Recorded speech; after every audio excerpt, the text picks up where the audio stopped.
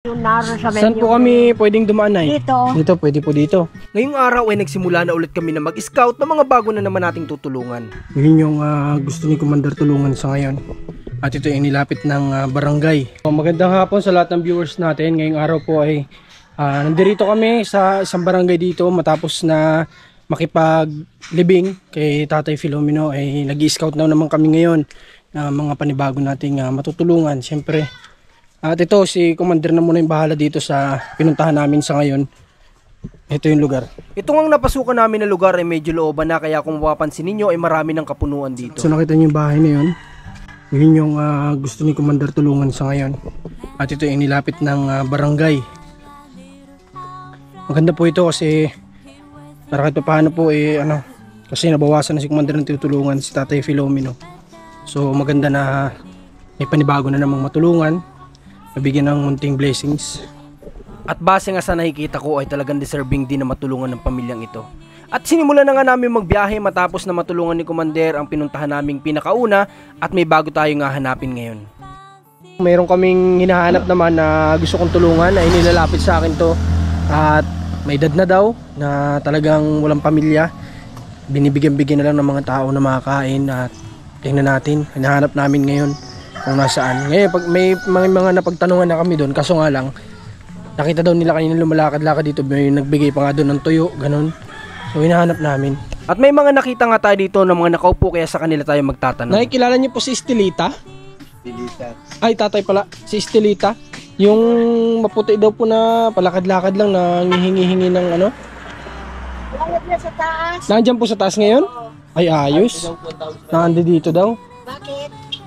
Gusto ko po sanang kamustahin. Naandun Saan po nanay? yung bahay na yun Alin po dyan? Yung nasa taas na yun doon. Yung naroon sa Saan po kami pwedeng dumaan ay? Dito. Dito, pwede po dito. Okay, tara punta natin. Kadadating. Kararating lang po. Naglalakad-lakad lang talaga yun siya dito nanay? Oo. Bakit? Ay, gusto ko nga po sanang tulungan ay. Opo. Ay, ano po ba yung ano niya, yung wala po ba itong pamilya? Wala na, patay na. Patay na? Okay. Kadadaan, Madalas po siyang pumupunta dyan. Ba't ano niya po yan? Yan?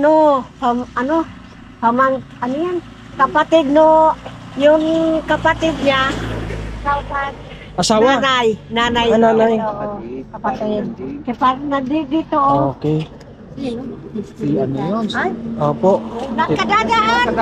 Kadadating lang pala.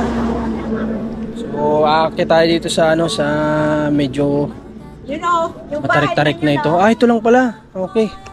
Ang dinadaanan lang nila dito, ito. Ang tawag dito? Nyog. Tinabas na nyog. At may bahay dito kasing medyo maayos-ayos na bahay. Dito daw yan madalas nagpupunta kung siguro naiinip. At base sa pagkakasabi sa akin ng naglapit sa atin ito, talaga daw sobrang liit ng tahanan nito, barong-barong, walang kasama sa buhay. Tulad nga ng sinabi ko matapos po natin mapagawa yung bahay nila sa Bel ay maghanap na tayong bagong tutulungan. At ito na nga yun. Medyo may kataasan itong aming inaakit ngayon. Araw po. At tila mga bata lamang ang tao sa bahay na ito. Yan po si Nanay Estelita. At mukhang hindi nga ito ang itinuturo sa atin na tahanan kung saan naroroon si Nanay Estelita. Saan daw? Ha? Sabi dito sa taas. Walang tao. Kilala niyo yung matanda tutoy na naglalakad-lakad ditong habang buhok na puti? Diyan po ba, nandiyan po ba si Nanay Estelita? Ayun, nandito daw. Mali pala yung bahay na pinunta natin. So, kumustahin natin. At abangan nyo ito sa vlog ko. At itong vlog natin ay para sa pag-scout. Tao po. Nanay. Hi. Kamusta ka po? Hirap sa bahay. Pasok kayo. Sige po na, ito si Nanay Estelita na tagpuan na natin dito. Saan kayo? Panoorin nyo to sa vlog natin, abangan nyo. At sa mga oras na ito, ini-interview na namin si Nanay at abangan ninyo ang kwento ng buhay ni Nanay Estelita. At makalipas nga ang ilang minuto ay dumiretso na rin kami sa tinutulungan ni Commander, kina Rose. Irresponsible love that this year we don't Dito na po kami ngayon sa tinutulungan ni Commander ka na Rose. At matagal-tagal din kasi na hindi namin to nakita sila dito. Kasi nga nag-uuling daw itong pamilya nila dun sa medyo malayong lugar. Kaya hindi namin mapuntahan kasi sinasabihan kami ng mga kamag-anak na medyo may kahirapan daw dun yung daan. Baka ma-aksidente pa daw kami. At kaya ngayon lang ulit kami napabisita dito kala Rose. At kakamustahin syempre ni Commander kung ano yung lagay nila. Lantok ako pagkakain. Ha? Lantok ako pagkakain. Pagkakain? Oo, kasi anong oras na kami kumain? Anong oras tayo kumain? Alas 5. Alas 5 na yata ng hapon kami nagtanghalian. Wala pa, may almusal ka ba kanina? Wala din. Kami wala din. Parang ano ba ininom ko kanina, kape. Ayun, tuloy-tuloy yun pagkatapos nung paglibing namin kala Tatay Filomeno. Kasi tanghali na no. Parang inabot yata ng libing. Anong oras yun? 11:30 nagdating sa ano. 11:30. O 11:30 dumating yung labi ni Tatay Filomeno dun sa simbahan. Tapos parang natapos yata yung misa. May mga anong oras na yun, Rans? May alauna, wala naman, mga alas 12 mahigit. Mga 12:30 kasi Mga 12:30.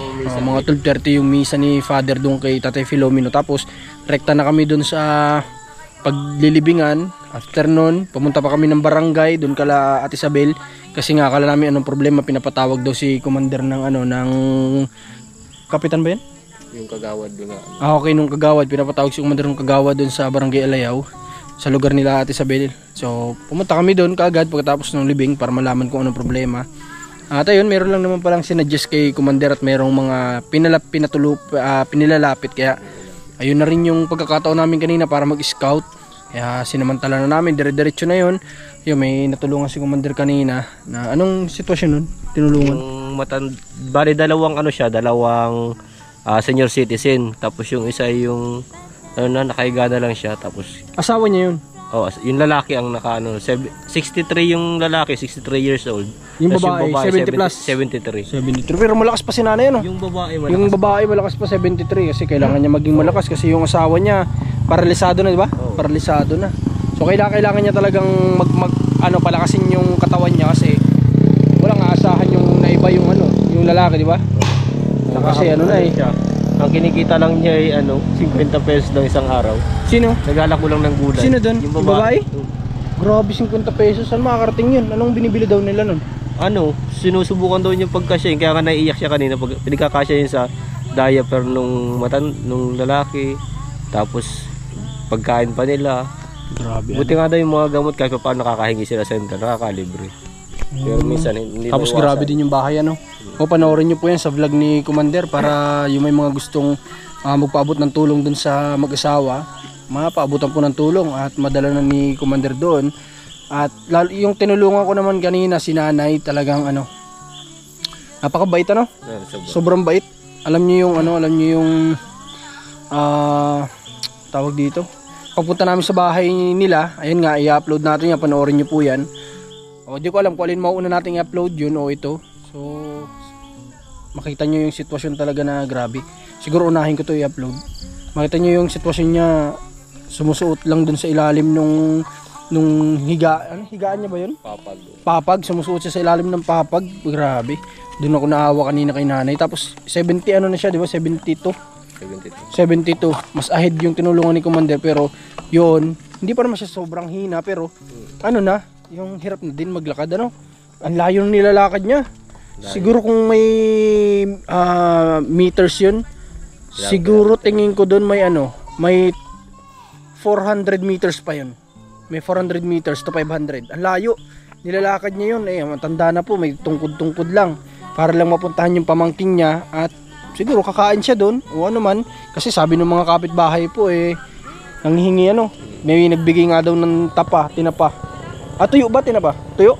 Tuyo. Binigyan lang daw ng tuyo nung nadaanan na bahay kasi alam nila yung sitwasyon ng matanda. Grabe din tong lugar dito nila Rose sa pinabahay ni Commander. Ayun yung bahay nila sa mga hindi nakapanood sa akin. Medyo maliit na dito sa camera natin kasi medyo malayo. Sila nag-uuling. Dito na sila nag-uling kasi ang layo kasi talaga ng pinag-ulingan. Tsaka naapektuhan yung pag-aaral ng mga bata.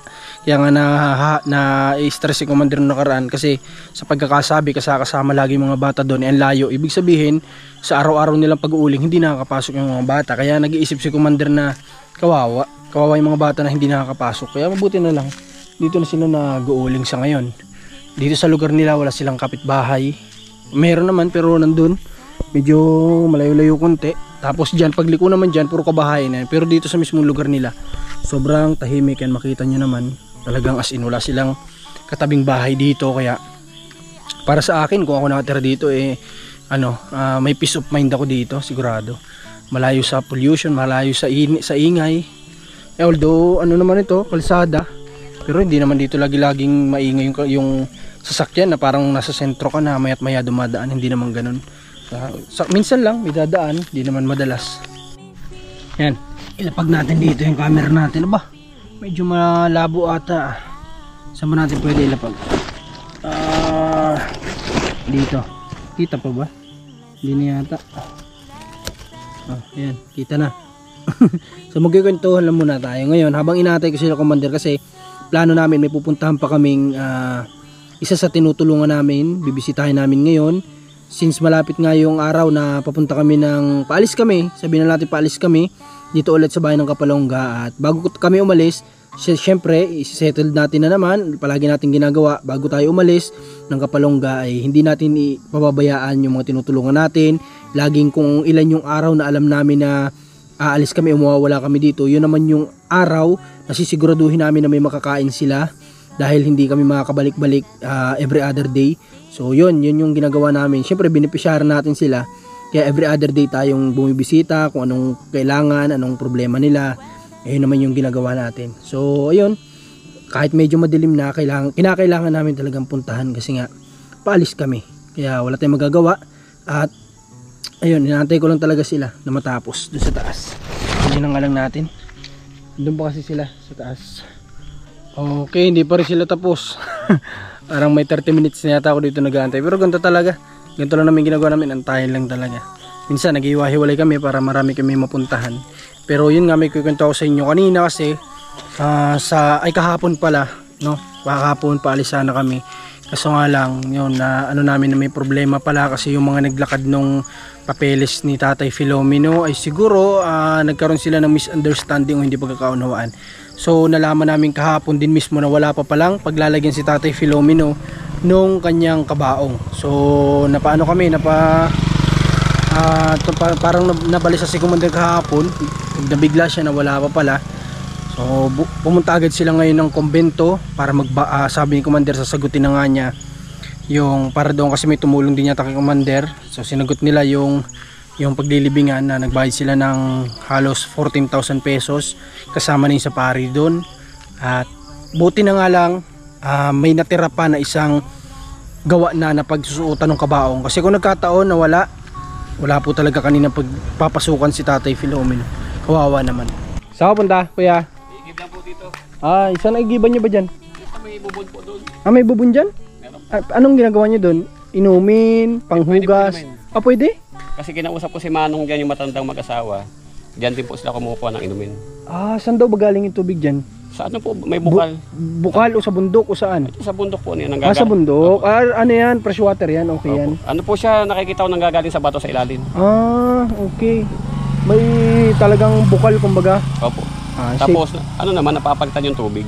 Ibig sabihin ba matagal nyo nang nasubukan na iniinuman? Ano lang po, itong linggo lang po. Wala naman kayong naramdaman, sumasakit na tiyan, wala naman. Kasi sila Manong Kung silang matagal na nilang iniinom at wala naman nangyari, safe yun. Opo. Ano?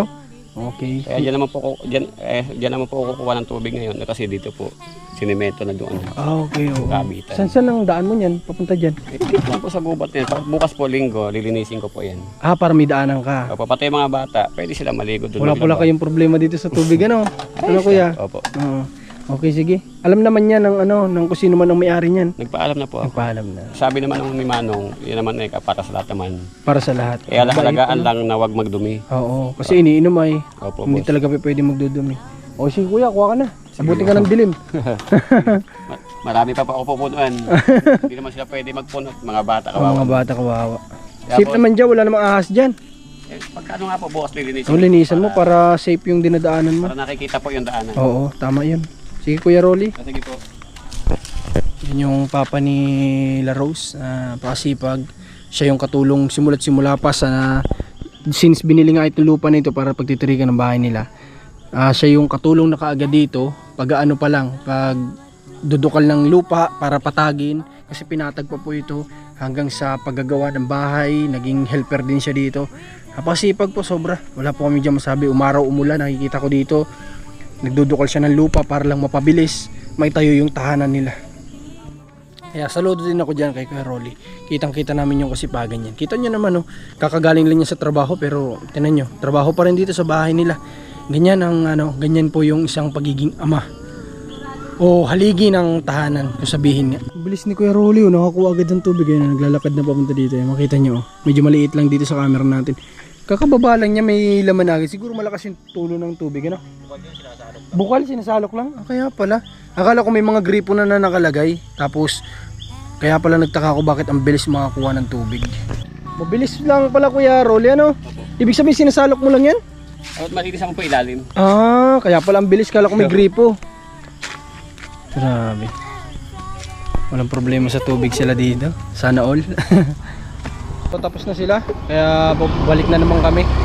Subukan namin mapuntahan pa yung ilan sa tinutulungan kasi maliwaliwanag pa naman, no?